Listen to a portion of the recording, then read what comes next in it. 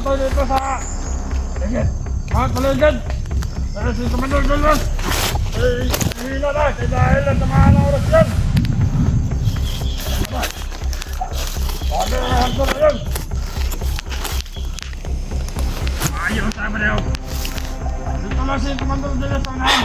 Sabi niya, pagmamatayan dito ng bawat paligid. Pagkada sa mga rin, masalahan si Julius kahit Commander Bagdad. So, magamot yung na para magamot ng mga sugat at maasar ang olasyon. Sabi yan pala, sabi ng mga nagkasukan sa to.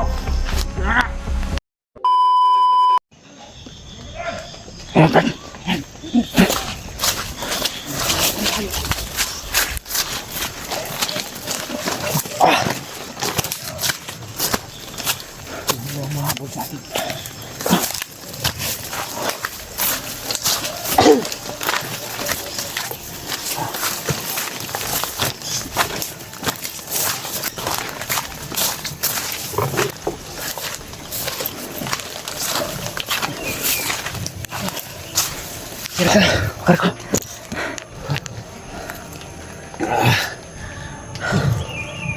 Buti ay maliwanag na yung paligid. Alas 6 na siguro ng umaga ngayon. Sobrang lakas pa ng ulan kanina mga tol.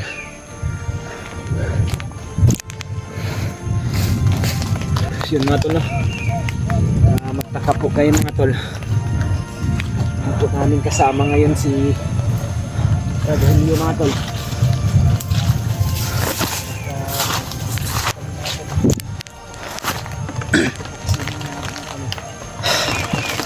Mga buddy, hindi namin nakasama si Radhelio dahil naambos na naman kami.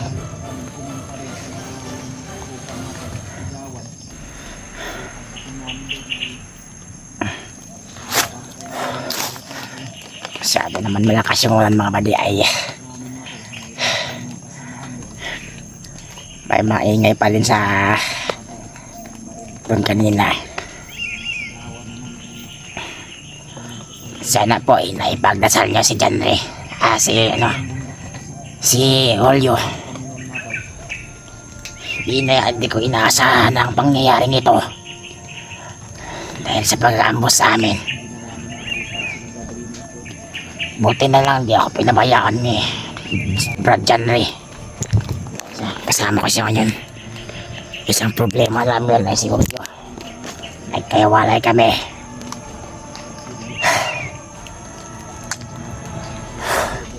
Masaya po kasi pagdasal niya siya sa mabuting kalagayan siya ngayon.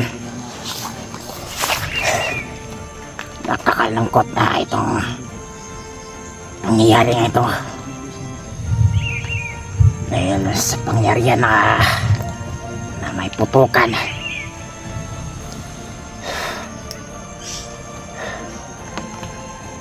Na mga idol, sana i-share niya itong video na ito. I-share niya sa mga hunter na kasamaan ni Janre. Maraming salamat sa panonood nyo. God bless sa inyong lahat dyan. Andito po tayo ngayon. Nagpapahinga dahil naabutan kami ng ulan. Basa-basa pero ang damit ko.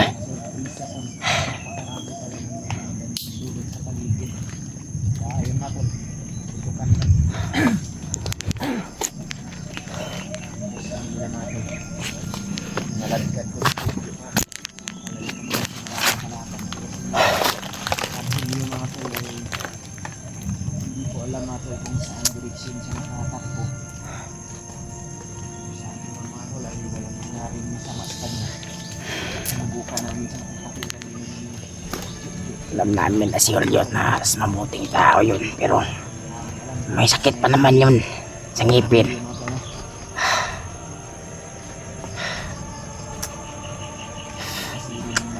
Hindi namin alam ngayon kung saan siya.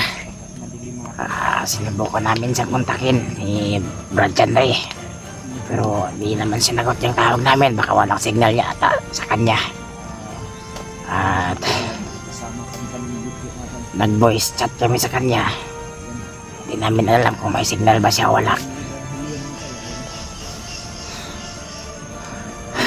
nakakalungkot ang pangyayaring ito. Ang lana namin dito ay masikip-sikip talaga mga bandido dito. Hindi natin alam minamasid na tayo ng mga bandido ngayon. Kaya lalo kami nag-iingat ni Brad Janry. Itong kasama ko tong isang hunter na mabuting puso na handang tumulong para sa akin.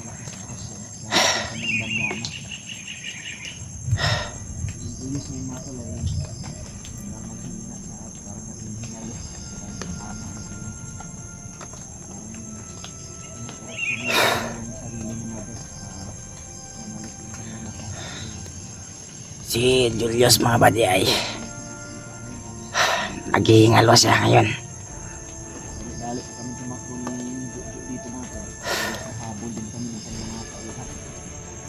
Napakaraming taon niya, Brad, no? Napakaraming taon niya. Brad, Julio na ngayon, Brad, kung saan kaya yung nakapunta. Oo nga, Brad. Awa naman yung sitwasyon niya sa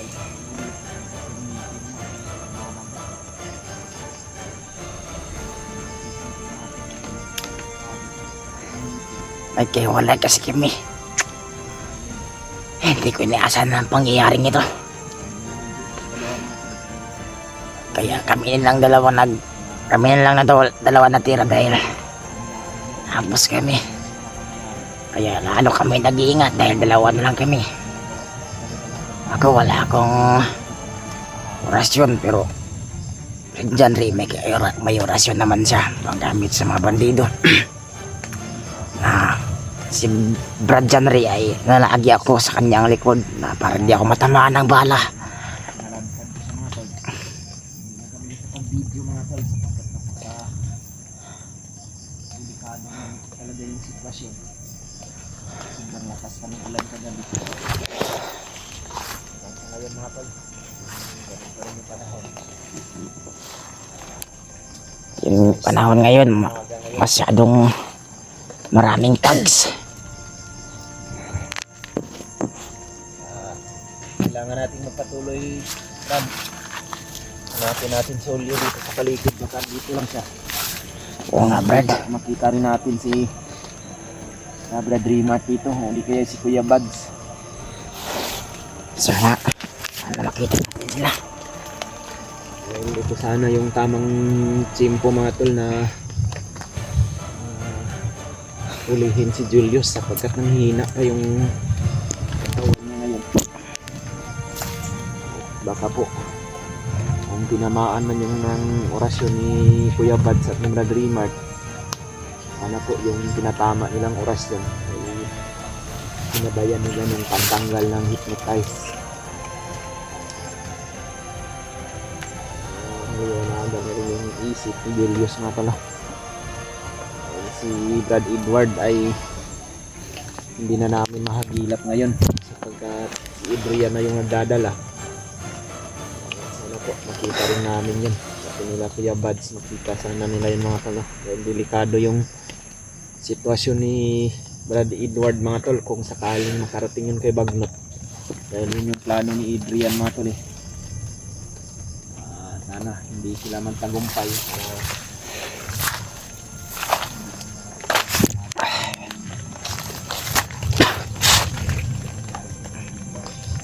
Parang nagiinit yung kating katawan.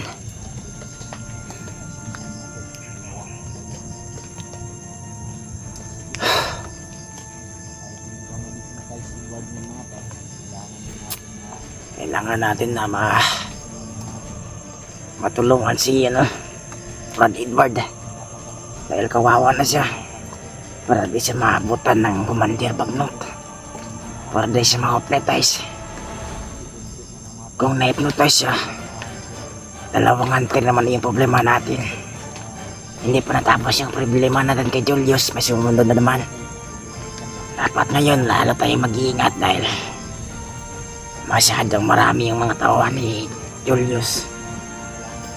Si Julius nag-iibang anyo na siya ngayon. Parang nag-iiba yung kanyang mukha. Hindi gaya ng dati. Mabait siya. Pero ngayon, wala na siyang kinikilala ng kanyang mga kasama na hunter. Sana po na ipagdasal nyo kami ngayon, nasa mabuting kalagayan kami. Sana po na ipagdasal nyo aking pamilya, nasa mabuting kalagayan sila ngayon. rin kami ipagdasal ng Diyos na walang nangyari masama sa amin.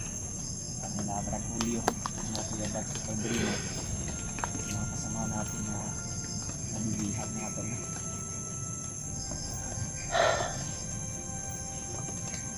Nag-iiba naman yung panahon ngayon.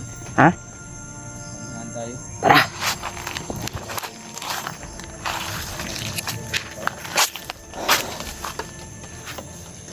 Pero pangit yung panahon dito sa amin mga tol. Lagi na may ulan. Pag-report ako. Napakalakas yung ulan kanina. Huwag yan sa bada. Yung bari ko pa kanina ay malaglang. Nadapa ako sa kakalagsan ko sa ina. Nakuha mo yung baril ng Brad. Pero nakasabit yung palad mga tol. Wala namang tama si Dito. Yung cover ko talaga sa kanina. Napakarami kasi ng bandito. Kalatan mo yung paningin dyan.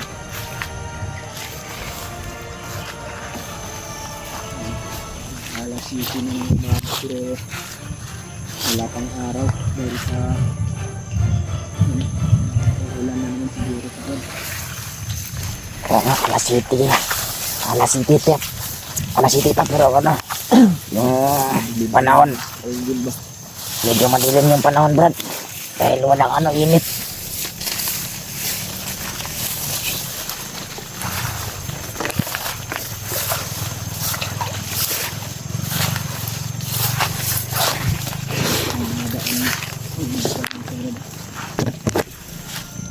Bakas na lab na parang medyo na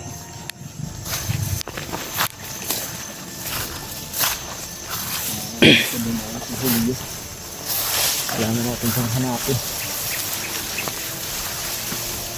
ang delikado sa mga isa lang siya alam mo talo na dito tayo sa area Brad kung napakadelikado na Nag-iiba yung panahon.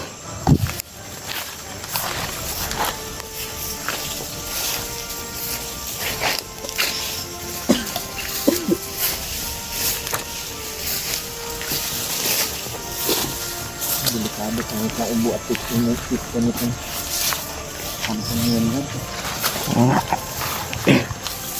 pa yung balit natin. Natutuyo ang hipat kataya natin.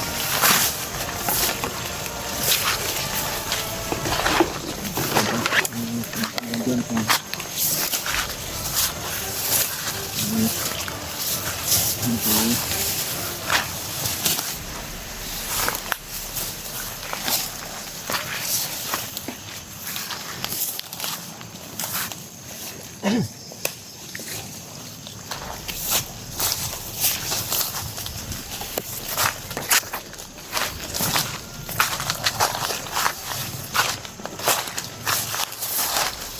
paano makakita tayo ng signal rod. Ayan na ka.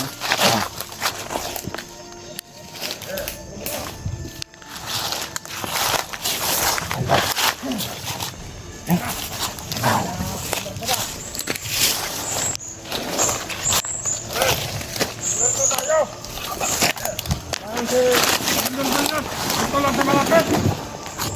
Kaya kailangan natin mag-antay dito sa paligid. Mga paligid. Kaya si Commander Julius, hihina na. Kaya dahil na tamaan ng oras yan. Sabi na nga hanto na yun. Ayaw tayo pa rin. Dito lang si Commander Julius ang nahan. Kaya ang sabi niya, pagmamantayan dito ng bawat paligid. Pagkada sana pa rin, madala si Julius kahit Commander Bagdad. Oo, magamot ko yung ano niya. Para magamot yung mga sugat. At tumaan sa orasyon. Grabe yan pala. Dami ng mga natasukan dugo. Kaya ka. Alam rin. Hina na. Wala natin si Commander Julius sa Manulungot. Dahil lumala na yung sitwasyon niya. Dahil sa sobrang lakas na orasyon na nakatama sa kanyang katawan. Magbabantay tayo dito, baka makapasok ang mga hunter. Mga bala. Makadelikado ang buwan ni Julius ngayon. Muntikan pa. Nailigtas ng mga hunter. Yung dalawang hunter at yung trader. Yung trader na Jojo na yun. Kailangan natin yan mahuli. Kailangan ng Jojo na yan. At trader masahan. Kaya magbabantay tayo. Tuloy. Betul si Commander Julius dahil ang hina na yung katawan niya.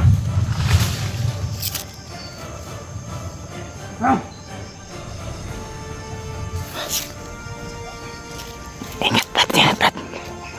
Nabalay natin si Commander Julius sa Commander Magnus para magamot agad. Ingat lang tayo. Agad na bumalik ng lakas niya. Oo, bada. Ay, tao ka na kapampatan na.